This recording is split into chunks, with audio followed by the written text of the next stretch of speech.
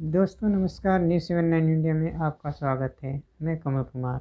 मध्य प्रदेश विधानसभा चुनाव में बीजेपी की जीत का सेहरा किसके सिर। छत्तीसगढ़, मध्य प्रदेश और राजस्थान चुनाव में बीजेपी की जीत पर आज देश के जनता ने कुछ बातों पर मुहर जरूर लगा दी है।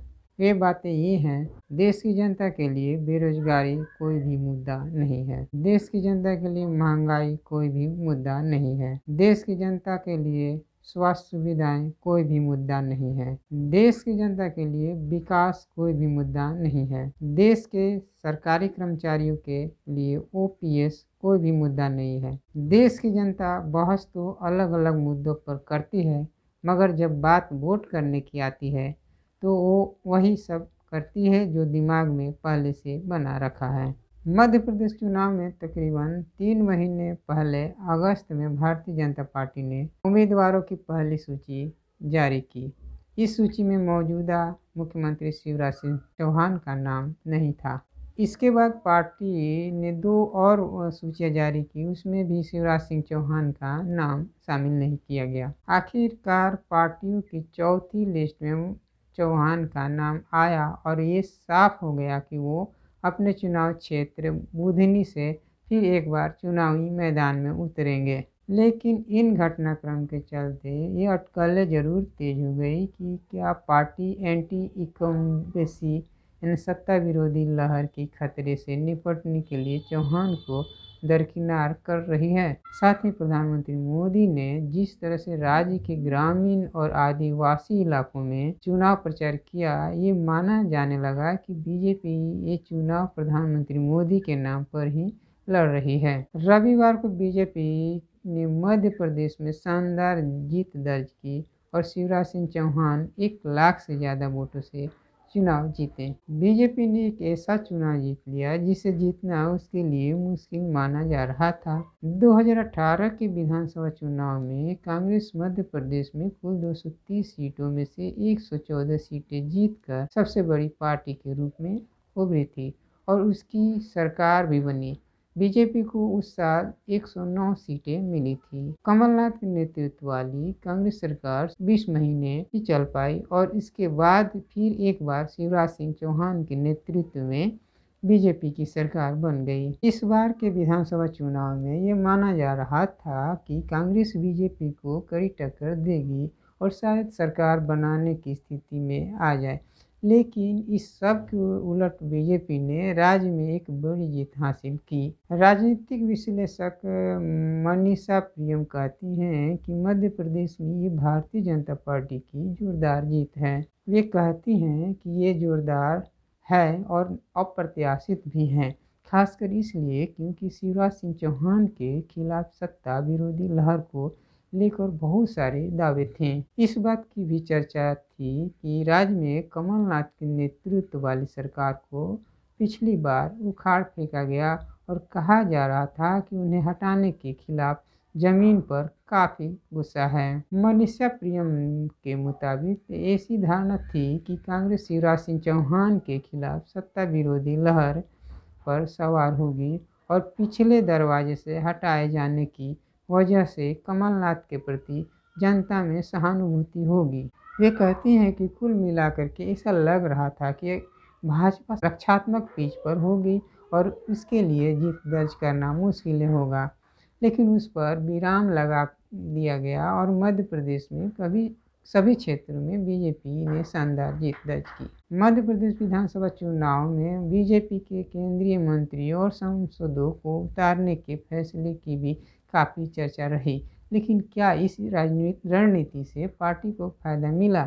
संजय सक्सेना भोपाल के संध्या प्रकाश अखबार के संपादक हैं। वे कहते हैं, शुरू में तो लग रहा था कि इन लोगों में से 2-3 को छोड़कर बाकी सब हार रहे हैं। इन सांसदों और केंद्रीय मंत्रियों में 1-2 लोग ही थे जो पूरे क्षेत्र में घूमे, लेकिन ज़्यादातर लोग अपनी अपनी सीट पर ही सिमट गए। इसलिए यह कहना मुश्किल है कि इन लोगों को मैदान में उतारने का कितना फ़ायदा हुआ, लेकिन चूंकि इनमें से ज़्यादातर लोग जीत रहे थे तो उससे बीजेपी के लिए सकारात्मक तौर पर देखा जा रहा है। भोपाल में बीबीसी संवाददाता सलमान रवि कहते हैं कि पिछले 1 साल से ये माना जा रहा था कि शिवराज सिंह चौहान का चेहरा अब स्वीकार्य नहीं है और राज्य सरकार और इस चेहरे के खिलाफ एंटी इनकम्बेंसी है, क्योंकि चौहान लंबे समय से मुख्यमंत्री रहते आ रहे हैं। सलमान रावी कहते हैं कि साथ ही कहा जा रहा था लोग बदलाव ढूंढ रहे हैं। इन्हीं वजहों ने बीजेपी को बैकफुट पर धकेला और पार्टी को लगा कि उनके पुराने गढ़ मध्य प्रदेश में कुछ गड़बड़ हो रही है।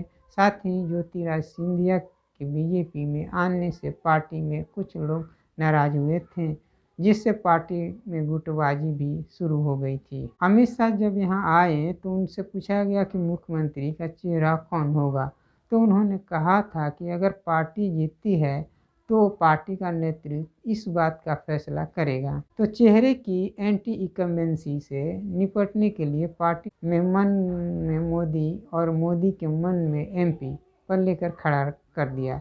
इससे स्थानीय मुद्दे पीछे चले गए। सलमान रावी के मुताबिक जैसे जैसे चुनाव की गहमागहमी बढ़ती गई और बीजेपी को एहसास हुआ कि शिवराज सिंह चौहान की लाडली बहना और लाडली लक्ष्मी जैसी योजनाओं को प्रदेश की महिलाओं से अच्छी प्रतिक्रिया मिल रही है। वे कहते हैं कि इसी वजह से चुनाव में करीब 1 महीना पहले बीजेपी को लगा कि ये योजनाओं गेम चेंजर हैं, जो खेल को बदल दे हो सकती है। बीजेपी के शीर्ष नेतृत्व को शायद इस बात का ऐसा हुआ होगा कि अगर मध्य प्रदेश में कोई मास लीडर यानी जन नेता है तो वो है शिवराज सिंह चौहान ही हैं, जो इतने लंबे समय से मुख्यमंत्री रहे, योजनाएं लेकर के आए और पूरे प्रदेश में घूम घूम कर उनका प्रचार प्रसार किए। रावी कहते हैं कि राज्य में दूसरे मास लीडर के तौर पर ज्योतिराज सिंधिया का नाम आया, लेकिन सिंधिया का प्रभाव ग्वालियर और चंबल के इलाके तक सीमित था और बीजेपी को इस बात पर संकोच रहा कि क्या सिंधिया पर दांव लगाया जा सकता है। वे कहते हैं तो आखिरकार चेहरा शिवराज सिंह चौहान के सर ही बांधा और उन्होंने कमान संभाली और उन्होंने पूरे राज्य में तूफानी प्रचार किया। मध्य प्रदेश में बीजेपी की शानदार जीत के बाद चर्चा इस बात की है कि इस जीत का नायक कौन रहा, मुख्यमंत्री शिवराज सिंह चौहान या प्रधानमंत्री नरेंद्र मोदी। संजय सक्सेना कहते हैं कि प्रधानमंत्री मोदी का चेहरा आगे करना बीजेपी के लिए कारगर साबित हुआ।